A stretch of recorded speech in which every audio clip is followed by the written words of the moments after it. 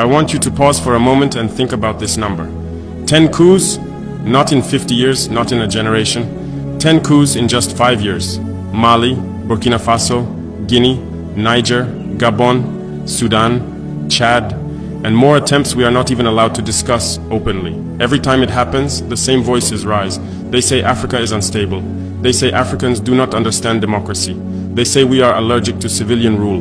But no one asks the real question. Was democracy ever real here in the first place? Because what we were given was not power in the hands of the people. It was elections without sovereignty, ballot boxes guarded by foreign interests, presidents who spoke the language of their people during campaigns, then answered to outsiders once elected. For decades, Africans voted and voted again, yet our resources kept leaving, our debts kept growing, our armies stayed under-equipped, our youth kept migrating, our currency stayed controlled, our future stayed negotiated in rooms we were never invited into. So when soldiers step in, I do not ask first whether they wear uniforms or suits. I ask something more dangerous. Who are the civilians really serving? Because if democracy means choosing leaders who cannot protect land, dignity, or independence, then we must be honest with ourselves. Maybe what failed was not Africa. Maybe what failed was an imported system that never trusted Africans to truly decide their own destiny. That is the conversation many fear, but it is one we must finally have.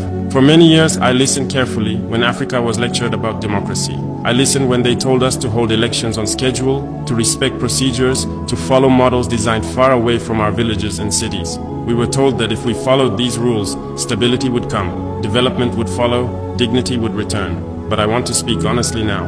What they called democracy in Africa was often a performance, not power. The people voted, yes, but the decisions that shaped our economies, our currencies, our security, and our future were already decided elsewhere. The ballot box existed, but sovereignty did not. I ask you to remember what life looked like under so-called democratic governments. Gold was extracted, yet communities around the mines remained poor. Cotton was exported, yet farmers stayed trapped in debt. Soldiers wore uniforms, yet lacked basic equipment.